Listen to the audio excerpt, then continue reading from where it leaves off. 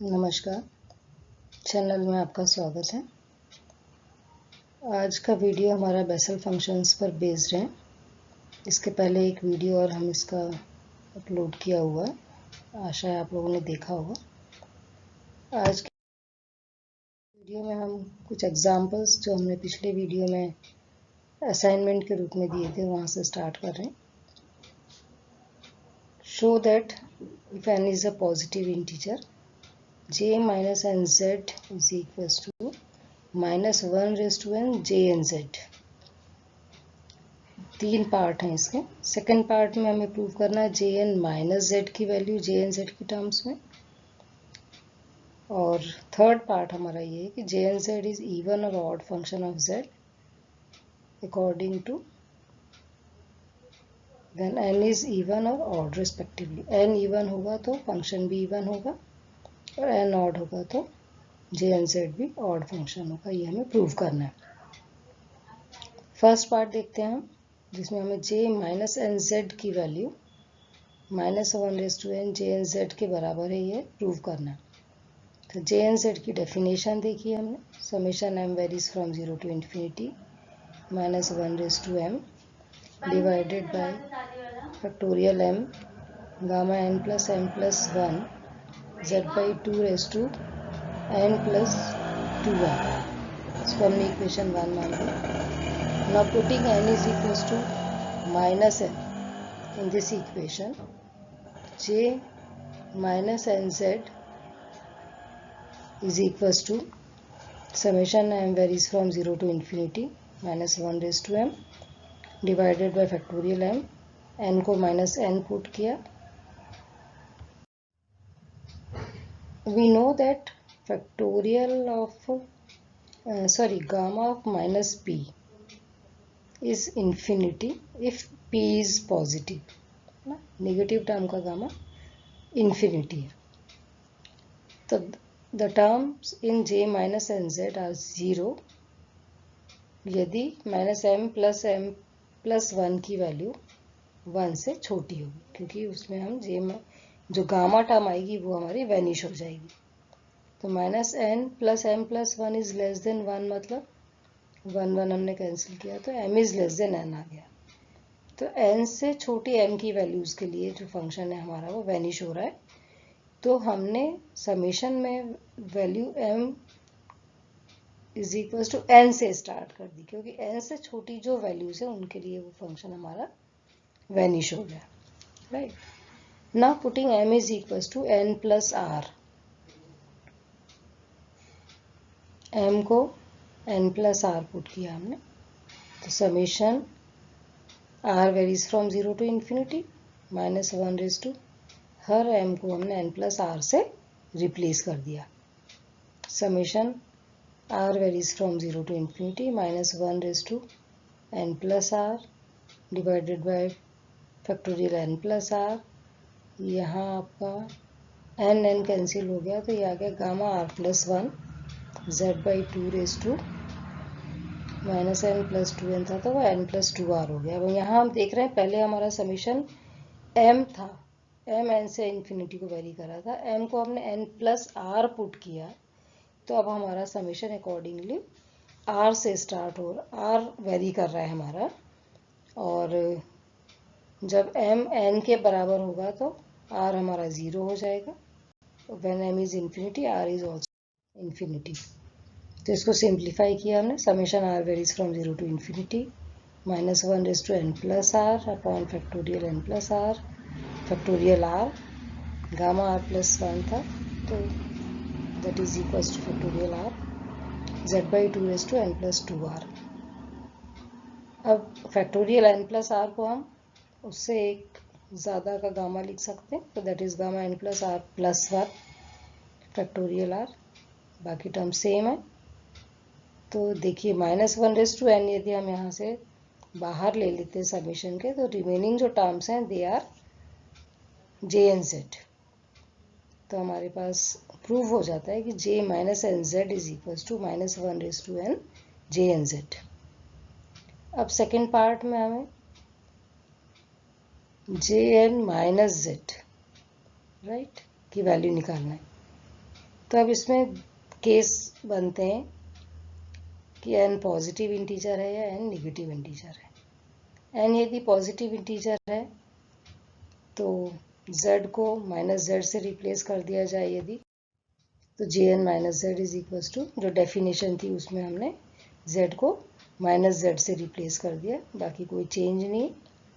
Minus 1/m minus z by 2 में से हमने माइनस कॉमन ले लिया, तो that is minus 1/n plus 2m upon factorial m gamma n plus m plus 1 z by 2/n plus 2m। अब इसको फिर थोड़ा सा ब्रेक किया हमने, माइनस 1/m माइनस 1/n लिखा हमने क्योंकि minus 1/2m is positive, factorial m gamma n plus m plus 1 z by 2/n plus 2m। Minus 1/n को समेशन के बाहर कर सकते हैं कि समेशन में m वेरी कर रहे हैं, m varies from 0 to infinity, minus 1/m upon factorial m gamma n plus 1 z by 2/n plus 2r।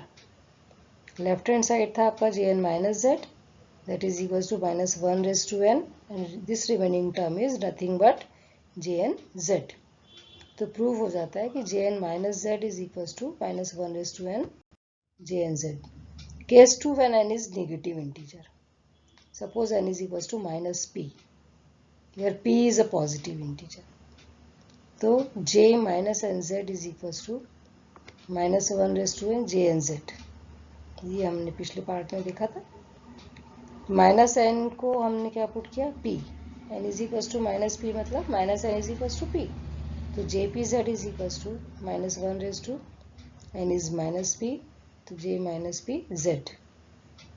Minus 1/माइनस p को डिनोमिनेटर में ले गए आप थे, तो minus 1/p j minus p z, तो this j minus p z is equal to minus 1/p jpz, right. Now replacing z by minus z, तो j minus p minus z is equal to minus 1/p jp minus z। From case 1 jn minus z की value हमारे पास है minus 1/n jnz, right, मतलब jnz को minus 1/n से multiply करना है। तो j minus p minus z किसके बराबर हो जाएगा, minus 1/p minus 1/p jpz minus 1/p, this जो रिमेनिंग पार्ट है आपका वो किसके बराबर है, j माइनस pz के।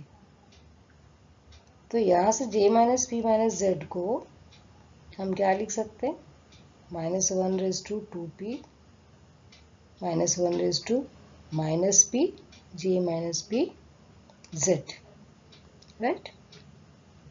Now putting minus p is equal to n, तो jn minus z is equal to minus 1/n minus 1/2p, तो पॉजिटिव हो गया jnz, यही हमको प्रूव करना था। थर्ड पार्ट में क्या प्रूव करना है हमें, फंक्शन कब इवन होगा और कब ऑड होगा। n इवन है तो फंक्शन भी इवन होगा, n ऑड है तो फंक्शन भी ऑड होगा। तो jn minus z is equal to minus 1/n jnz prove किया है अभी हमने सेकेंड पार्ट में। इफ n इज इवन तो माइनस 1/n 1 हो जाएगा, in that case jn minus z is equal to jnz। तो jn minus z, function even है मतलब आप साइन चेंज कर रहे हैं उसका, प्लस से माइनस भी ला रहे हैं z को, तो भी कोई चेंज नहीं हो रहा। तो jn minus z is equal to jnz, मतलब z को माइनस z पुट करने पर भी there is no change, therefore function is even of z। When n is odd minus 1/n is minus 1, therefore jn minus z is equal to minus jnz, therefore we can say that the function is odd function if n is odd। Second example देखिए, prove that limit jnz upon z raised to n when z is tending to 0 is equals to 1 by 2 raised to n gamma n plus 1 provided n is greater than minus 1 n को -1 करेंगे आप तो gamma 0 हो जाएगा। Therefore we are saying कि n is greater than -1।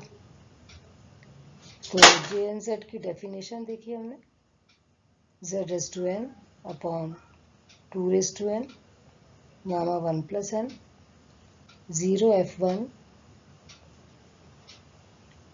1 plus n minus Z square by, ये definition हमने use की।